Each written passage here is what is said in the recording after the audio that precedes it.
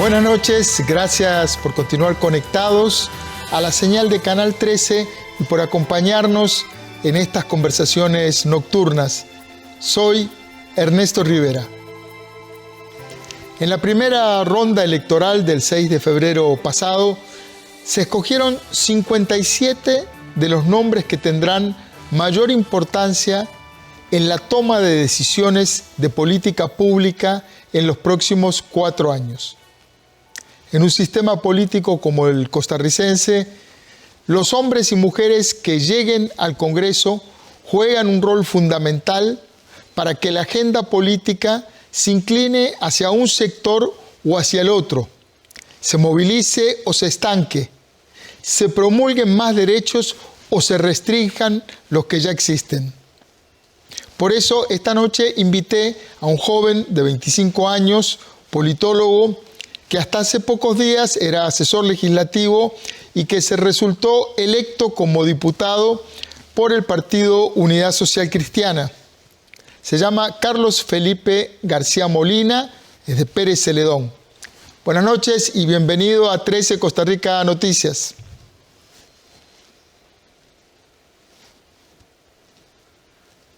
Los que nos están siguiendo, muchísimas gracias por el espacio. Carlos, primero felicitarlo por haber ganado la diputación y realmente una de las cosas que más llama la atención es que es usted realmente muy joven, tiene 25 años y creo que es uno de los diputados más jóvenes en la historia del Congreso. ¿Cómo vive tener esta responsabilidad a esta edad? Así es, don Ernesto, asumimos el reto con muchísima responsabilidad, con la seriedad del caso, siendo conscientes del periodo en el que estamos, ¿verdad? Un periodo que vamos a ir a legislar de la próxima Asamblea Legislativa en medio de una pandemia económica, social y la crisis sanitaria que tenemos, ¿verdad? Con la seriedad del caso, una Asamblea Legislativa sumamente interesante, compuesta por 6 fracciones, ¿verdad? Lo que siento que va a facilitar los acuerdos y tomando las decisiones importantes y estructurales que este país requiere, ¿verdad? Porque hay muchísimas discusiones que tenemos que dar en muchísimos temas que no pueden quedar por ahí rezagados y estar a la altura de lo que este país espera la próxima Asamblea Legislativa. Entonces lo asumimos con muchísimo compromiso y seriedad. Qué bueno escuchar esa propuesta inicial, ese rasgo inicial. Ahora, este tema generacional, ¿entiende usted o cree usted que marcará de alguna forma sus propuestas? Claro que sí que lo marca en un sentido sumamente amplio. Y don Ernesto, en esto quiero decirle que la Costa Rica que construyamos hoy, las decisiones que tomemos hoy, es el país en el que dentro de 10 años voy a estar yo viviendo.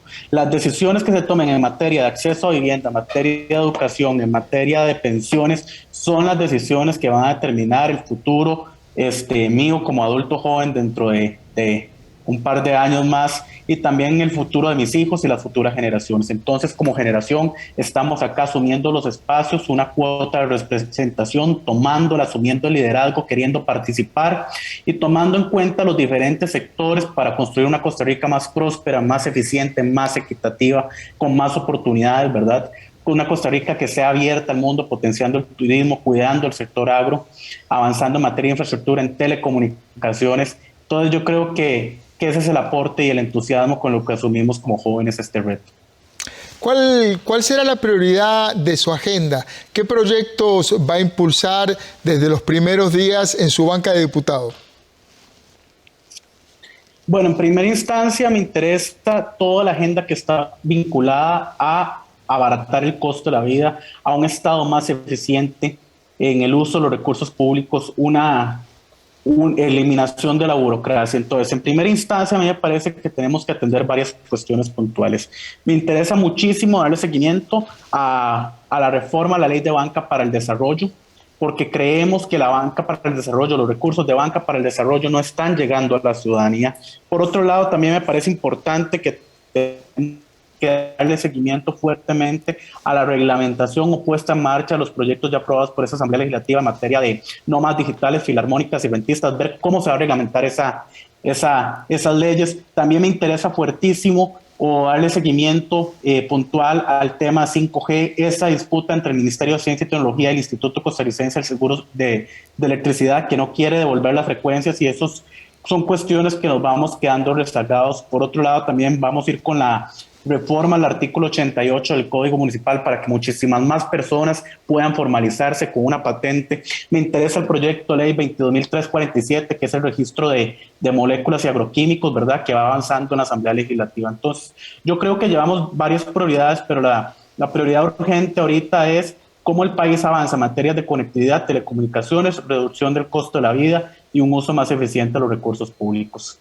Por ahí nos estaríamos enfocando. Usted trae a la mesa el tema del costo de la vida y estamos justamente hoy en una coyuntura muy particular en donde el precio de la gasolina está completamente por las nubes. Es un precio que además empuja a otros precios al alza, encarece toda la cadena productiva.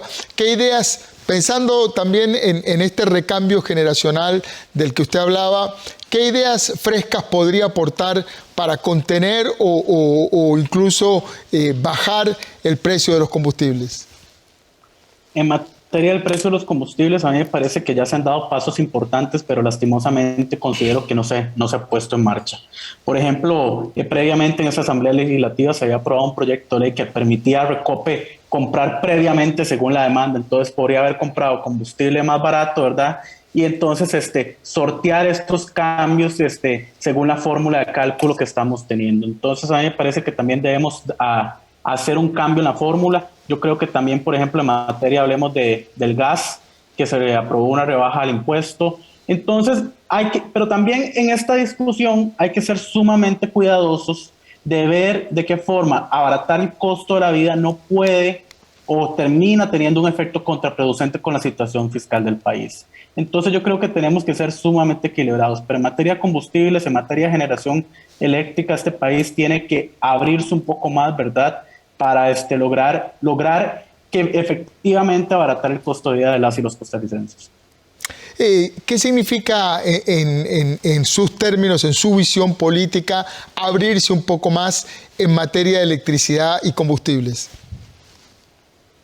Abrirse un poco más, que no sea tan difícil para las personas producir la propia energía en su propia casa. La matriz energética de este país tiene que ampliarse. Este país tiene que hacer uso de las fuentes renovables de energía que tenemos. Hablemos de energía eólica, hablemos de energía geotérmica en Guanacaste, hablemos de la producción de energía solar y la energía hidroeléctrica, evidentemente. Entonces a mí me parece que este país tiene que potenciar los recursos naturales que tenemos para la producción energética y convertirla en un valor agregado, siempre en el marco de un desarrollo sostenible, ¿verdad?, protegiendo nuestros recursos naturales que nos convierten en un valor agregado para el sector turismo también.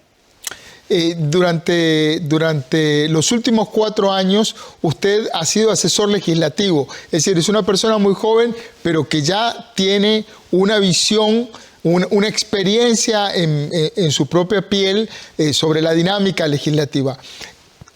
¿Cuál es su lectura de la dinámica en el Congreso?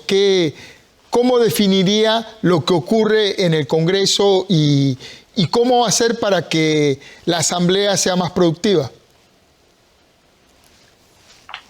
Bueno, yo tengo una consigna sumamente clara y yo considero que todo legislador entrante y más los 57 que estamos previos a asumir tenemos que tener claro. Y es legislar desde el criterio técnico, con contención emocional y sobre todo también con una distinción ética muy sensible entre hacerlo fácil y hacerlo correcto. Y eso tiene que estar presente en todo el quehacer legislativo y en todo el proceso de toma de decisiones durante la Asamblea Legislativa. Los próximos diputados y diputadas de la República tenemos que entender la seriedad del caso, que esta Asamblea Legislativa tiene que entrar a tomar decisiones, articular y dejar de un lado los egos y vanidades, porque los problemas estructurales que están aquejando a este país no pueden esperar más.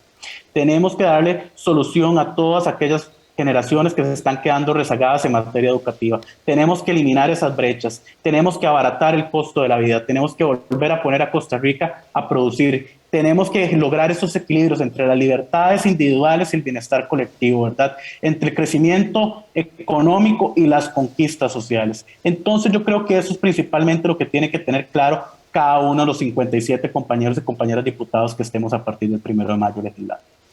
Estamos conversando con el diputado electo por el Partido Unidad Social Cristiana, Carlos García.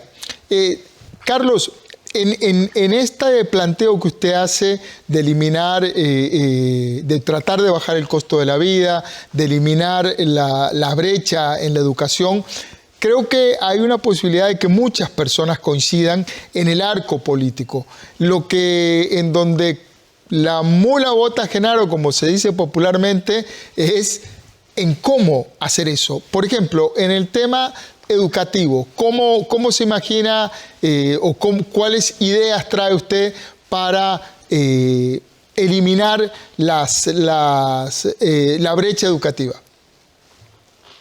Ok, en primera instancia, en materia educativa, veo con suma preocupación el reciente criterio de la Procuraduría General de la República respecto a la reforma a la ley del Instituto Nacional de Aprendizaje, porque creo que eso nos detiene, ¿verdad? Es una cuestión meramente del término, el régimen de empleo que se estaría creando en el INA, pero estamos perdiendo el plus o el valor que aportaba la reforma a la ley en materia de formación de mano de obra calificada que esté a la altura de las nuevas demandas, porque nos permite ponerle una brecha, ¿verdad?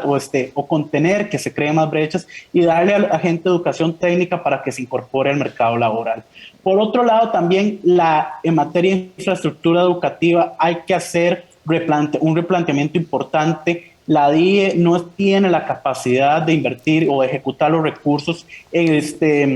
Tenemos que entrar fuertemente o avanzar con la agenda de transferencias de competencias a pesar de los recientes escándalos que han habido en las diferentes municipalidades. Este país no puede quedarse, ¿verdad?, sin dar ese paso en descentralización con los controles necesarios de las diferentes instituciones. Por otro lado, también me parece importante darle seguimiento, y esto le haremos el llamado al futuro ministro de Educación, en ver qué estamos haciendo a los educadores, en cómo estamos invirtiendo el recurso humano, en qué los tenemos haciendo y cómo puede evolucionar el mes.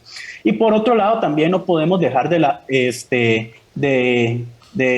restarle importancia al tema de conectividad, que es sumamente importante, pero en educación tenemos problemas desde las cuestiones más básicas. Entonces, desde la Asamblea Legislativa estaremos haciendo el esfuerzo necesario para efectivamente que el derecho a la educación de los niños y los jóvenes y los adultos también se constate, ¿verdad?, y se logre ejecutar, pero también me parece muy importante que muchos de esos cambios vienen desde dentro del Ministerio de Educación Pública. Entonces es una labor integral, porque efectivamente yo puedo tener una visión como legislador de lo que se debería implementar en la educación pública, pero otra discusión es si el Ministerio de Educación Pública está en capacidad de poner en ejecución lo que aprobemos en la Asamblea Legislativa.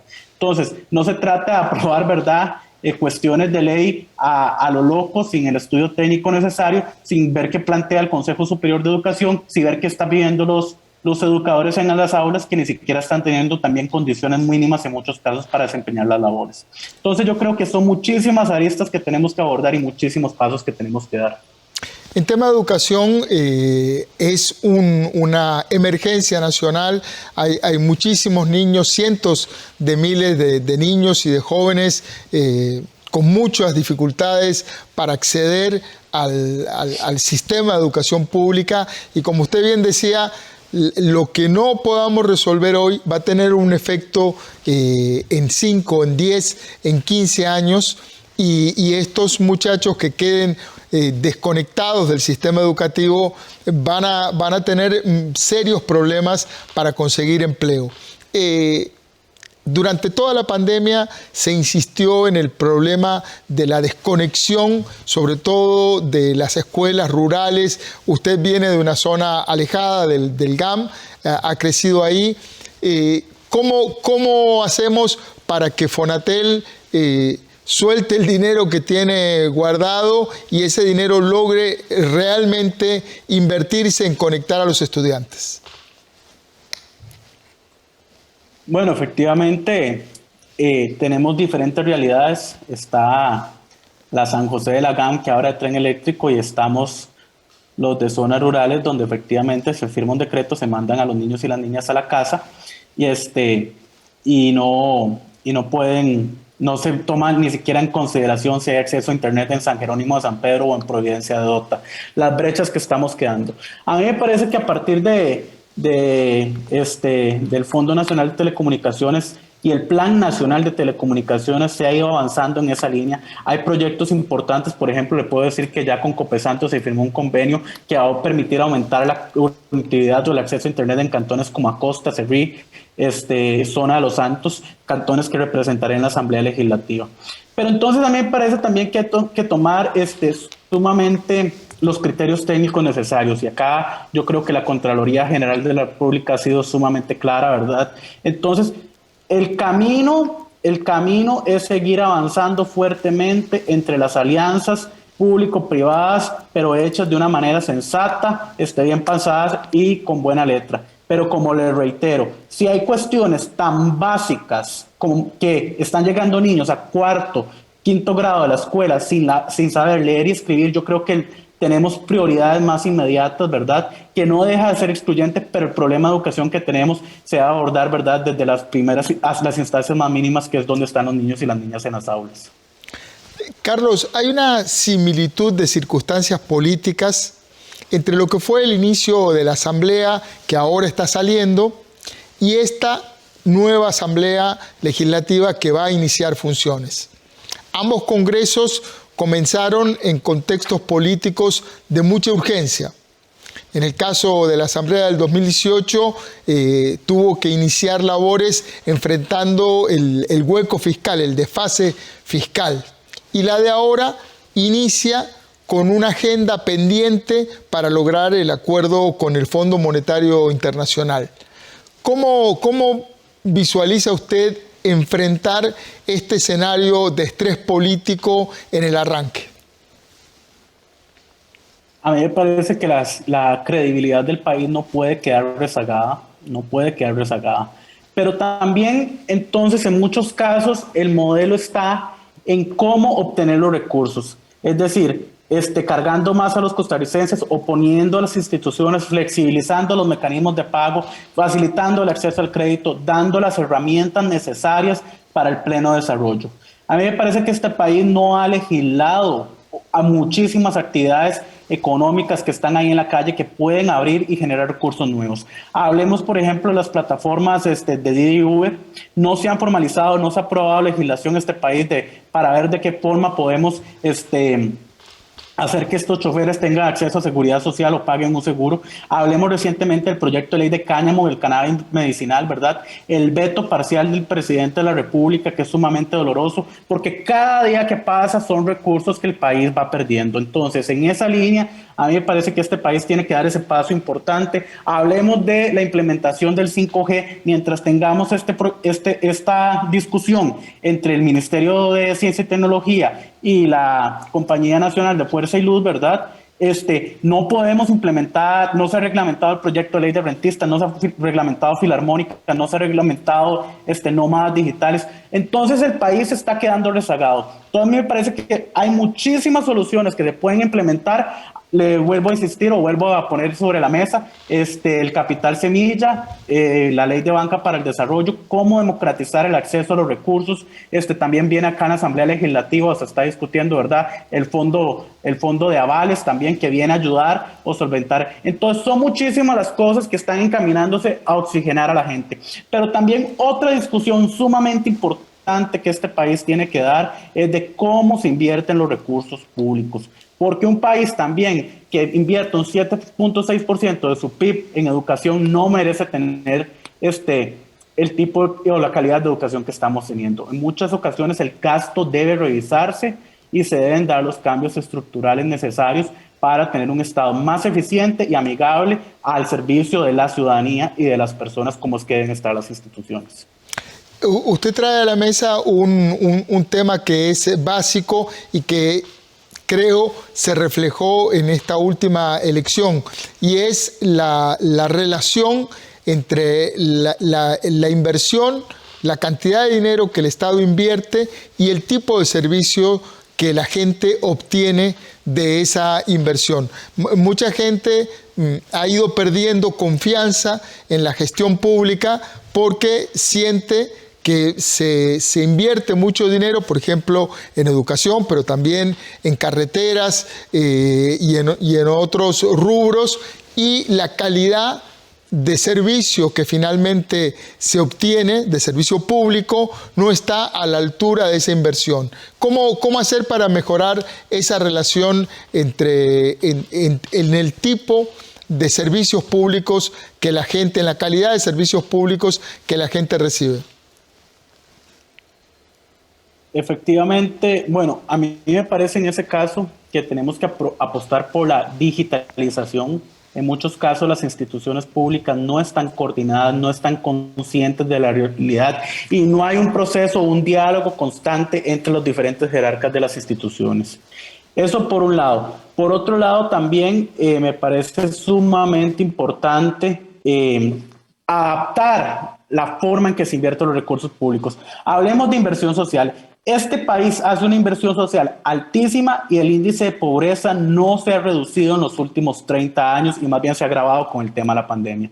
¿Qué soluciones o qué estamos haciendo mal en ese proceso de inversión? ¿Cómo se están implementando los programas sociales? ¿De qué forma le están llegando a la ciudadanía? Entonces, en esa línea me parece que en muchos casos, don Ernesto, todo se reduce también a una articulación interinstitucional y también a eso depende mucho del margen de acción que permita la legislación. Y en este caso le pongo un ejemplo puntualmente de buena articulación institucional, caso que tengo presente. El Cantón de Pérez Celedón tiene un nivel de inglés bastante alto, pero resulta que los jóvenes del cantón no tenían las habilidades blandas para la atención al cliente.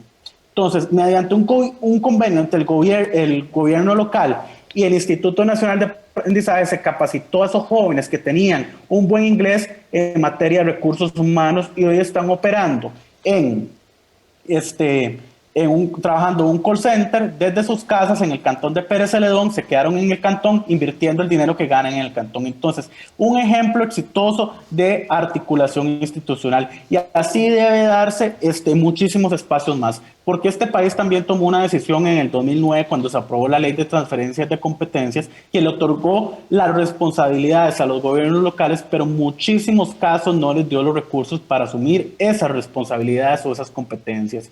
Entonces tenemos que ir viendo de qué forma podemos desentrabar las diferentes instituciones para hacer la ejecución de recursos más eficientes y que efectivamente la ciudadanía sienta que se le está dando una respuesta a sus necesidades y a sus demandas. Y en muchos casos, lastimosamente, el cambio tiene que venir desde adentro, ¿verdad? El margen de acción es sumamente reducido y es desde las mismas instituciones que tienen que empezar a cambiar esos niveles de gestión y de ejecución y el servicio que le brindan a la ciudadanía. Carlos, usted mencionaba recién su interés en el tema de banca de desarrollo y mencionó también el fondo de avales. Dos proyectos, bueno, banca de desarrollo no es un proyecto, es una realidad, pero es una realidad que no aterriza. Y el fondo de avales es un proyecto de ley que nació durante la pandemia para respaldar a las pequeñas y medianas empresas en su acceso al crédito. Sin embargo, estamos ya prácticamente saliendo de la pandemia y no ha avanzado. ¿Cómo hacer para que esas cosas realmente, usted que está iniciando en el periodo legislativo o va a iniciar ahora el 8 de mayo su periodo legislativo, cómo hacer para que esas cosas no se vuelvan eternas y la gente pierda la confianza en la institucionalidad del país? Bueno, efectivamente, como reiterado en diferentes espacios, a mí me parece que en Banca para el Desarrollo tenemos que introducirnos en materia de legislación, pero legislar para poder democratizar el acceso a los recursos, porque en muchos casos los recursos se quedaron en el sector banca y no le llegaron a la gente que realmente lo necesitaba. Entonces a mí me parece que tenemos que entrar con un proyecto de ley que reforme el sistema de banca para el desarrollo o establezca los parámetros, porque en esto también hay que tener claro dos corrientes de cómo evolucionan las cosas. En una primera instancia, cuando la ley termina teniendo un efecto contraproducente para el que fue creado debido a un mal reglamento o un mal proceso de ejecución. Hablemos en ese caso de Banca para el Desarrollo, un ejemplo que tenemos sumamente claro, que tenemos que reformar el proyecto de ley, ampliar las actividades comerciales que tengan acceso a Banca para el Desarrollo, podemos apostar con el sector turismo, ¿verdad? Implementarlo, incluirlo y aprovechar. También, bueno, hay que esperar a ver qué pasa con el proyecto de ley, el 22.607, que pretende el desarrollo bajo régimen de zona franca fuera de la gran área metropolitana. Y por otro lado, también respecto a el Fondo Nacional de Avales, hay que tener también muchísimo cuidado en esa línea, ¿verdad? Un proyecto que esperamos que se apruebe pronto, pero también me interesaría apuntarle acá también al proyecto de ley de usura, el efecto contraproducente que terminó teniendo, ¿verdad? Sacando del mercado a más de 120,000 costarricenses, la que trabaja en una soda, la que trabaja guarda una escuela, la que trabaja en una tienda, que efectivamente eran personas que llegaban a la banca pública y les decían por su salario, ustedes no son sujetos de crédito, iban a un banco privado, les daban una tarjeta de crédito, pero con la aprobación de ley de usura ya no son sujetos de crédito. Entonces, cuando vamos a legislar en materia de mercados o de actividades económicas, tenemos que tener muchísimo cuidado. Dejando la ley sumamente amplia para permitir margen de acción, pero también siendo sumamente específicos para evitar abusos o posibles monopolios o actividades restrictivas en la actividad comercial que terminen teniendo un efecto contrario en el consumidor o con el contribuyente efectivamente. Vamos un poco al patio interno. ¿Podrá el PUSC en esta ocasión mantener unida a su fracción luego de un periodo en que los diputados de la unidad tuvieron transfugismo, divisiones y hasta una diputada que acaba de renunciar en los últimos días y que da pie a que asuma un legislador afín a otro partido, en este caso a don Rodrigo Chávez?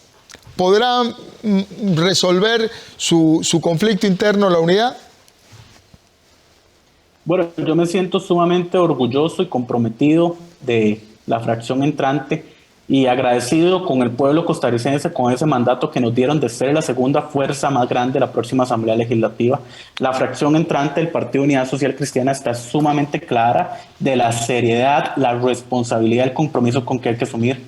Esperamos una fracción que esté a la altura del debate y las necesidades de Costa Rica, siendo una fracción proactiva. Vienen personas con perfiles sumamente valiosos, ¿verdad? Gente de experiencia como doña Vanessa Castro y don Horacio Alvarado, que han sido pros tanto en el sector público como en el sector privado, y también nuevos liderazgos. Pero la gran bendición o la gran ventaja de esta nueva fracción o estos 11 compañeros que estaríamos entrando es que todos venimos desde las bases del partido, en un proceso donde tuvimos que ir a caminar con nuestras dirigencias, crear esos vínculos y ese compromiso que nos permitieron llegar a la Asamblea Legislativa. Entonces, don Ernesto, en esa línea, ¿verdad? Estamos sumamente claros de cuál es el norte, cuál es nuestro rol y cuál fue el mandato del pueblo de Costa Rica y cuáles son o lo que se espera de una fracción como lo es la fracción del Partido Unidad Social Cristiana. Muchas gracias, Carlos. Estuvimos conversando con el diputado electo por el Partido Unidad Social Cristiana, Carlos García. Nuevas generaciones llegando al Congreso. La gente espera con mucha ilusión el resultado del trabajo y que se logren aterrizar los proyectos y mejorar efectivamente la calidad de vida de las personas. Gracias, Carlos. Muchísimas gracias a ustedes. Buenas noches. Buenas noches. Las nuevas generaciones entrando en la política, vamos a estar dándole seguimiento, muy atentos a ver si hay un aporte de nuevas ideas, de nuevas prácticas políticas de responsabilidad. Recuerde, trabajamos para usted. Somos la televisión pública de Costa Rica.